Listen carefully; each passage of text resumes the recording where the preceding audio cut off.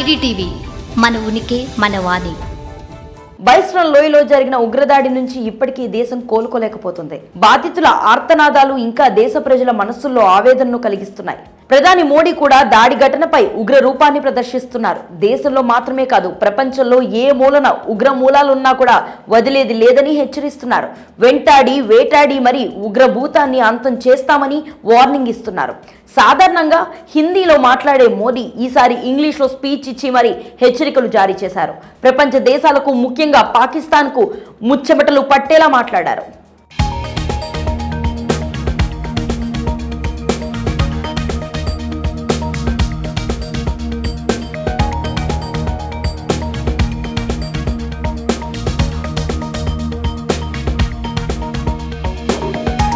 దేశాన్ని కన్నీటి పర్యంతం చేసిన బైస్నార్ లోయ ఉగ్రదాడి ఘటనపై ప్రధాని మోడీ తీవ్రంగా స్పందించారు. బీహార్లోని ఓ సభలో ఆయన మాట్లాడుతూ తీవ్ర భావోద్వేగానికి గురయ్యారు. దాడి ఘటనను నేరుగా స్పందించారు. ప్రపంచ దేశాలకు తన ఉద్దేశాన్ని స్పష్టంగా చెప్పారు. సూటిగా చెప్పాలంటే ప్రతి దేశానికి ఆయన క్లియర్ కట్ వార్నింగ్ ఇచ్చారు. సాధారణంగా హిందీలోనే మాట్లాడే మోడీ ఈ సభలో కూడా హిందీలోనే మాట్లాడారు. బైస్నార్ ఘటన గురించి మాట్లాడుతుండగా ఒక్కసారిగా ఇంగ్లీష్లోనికి తన స్పీచ్ను మార్చేశారు. పదునైన మాటలు వాడారు. ఈ ఘటనలతో భారతీయులు పడుతున్న బాధను ప్రతి దేశానికి అర్థమయ్యేలా తేల్చి చెప్పారు. ఉగ్రవాదాన్ని అంతం చేసి తీర్తామని హెచ్చరిస్తూ పాకిస్తాన్కు ఇండైరెక్ట్ గా ముచ్చెమటలు పట్టేలా చేశారు. India will identify, track and finish every terrorist and their backers అంటూ క్లియర్ మెసేజ్ ను బీహార్ గడ్డ నుంచి ప్రపంచానికి చాటారు మోడీ. ప్రతి ఉగ్రవాదిని వెంటాడి వేటాడి మరి చంపుతామని అర్థం వచ్చేలా హెచ్చరికలు జారీ చేశారు. ప్రపంచమంతటికి ఈ విషయాన్ని చెప్తున్నామంటూ తన మనసులోని ఆవేదనను, ఆగ్రహాన్ని బయటపెట్టారు.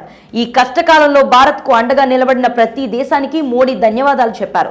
పాకిస్తాన్ పేరును నేరుగా ప్రస్తావించకపోయినా కూడా పరోక్షంగా పాకిస్తాన్కే మోడీ హెచ్చరికలు అందాయని కూడా అనలిస్టులు భావిస్తున్నారు. ఈ సందర్భంగా మోడీ తీవ్ర భావోద్వేగానికి గురైన విషయం ఆ ప్రసంగాన్ని చూసిన వారందరికీ అర్థమవుతుంది. పాకిస్తాన్ విషయంలో ఇప్పటికే మోడీ కీలక నిర్ణయాలు అమలు చేశారు. పాక్ ఆర్థిక వ్యవస్థకు ఆయువు పట్టు లాంటి సింధు నది జలాల విషయంలో గట్టి దెబ్బ కొట్టారు. ఈ విషయంలో ఉన్న ఒప్పందాన్ని నిలిపివేస్తున్నట్లుగా ప్రకటించి పాక్కు షాక్ ఇచ్చారు. అలాగే పాక్ పౌరులను మన దేశంలోనే అనుమతించేదా లేదని, ప్రస్తుతం భారత్లో ఉన్న పాకిస్తాన్లు కూడా 48 గంటల్లో దేశం విడిచి వెళ్లాలని ఆదేశించారు. వాగా సరిహద్దును కూడా మూసినట్లుగా ప్రకటించారు. పాక్ ప్రజలకు భారత్ వీసాలు రద్దు చేశారు. ఓ రకంగా చెప్పాలంటే పాక్ను అష్టదిగ్బంధనం చేసిన ప్రధాని మోడీ ప్రపంచమే ఆశ్చర్యపోయేలా నిర్ణయాలు తీసుకున్నారు. వీటిని ఏ దేశం కూడా ఎప్పటి వరకు తప్పుపట్టలేదంటే పాక్ గురించి ప్రపంచ దేశాల భావన ఎలా ఉందన్నది అర్థమవుతుంది.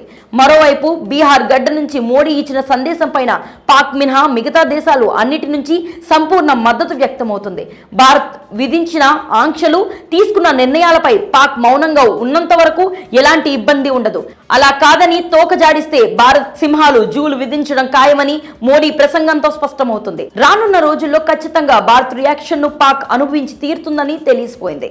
ఈ విషయంపై మీ అభిప్రాయాన్ని కామెంట్ సెక్షన్ లో తెలియజేయండి. స్టోరీ లైక్ చేసి షేర్ చేయండి. మరిన్ని ఇంట్రెస్టింగ్ అప్డేట్స్ కోసం ఐడిటీవీని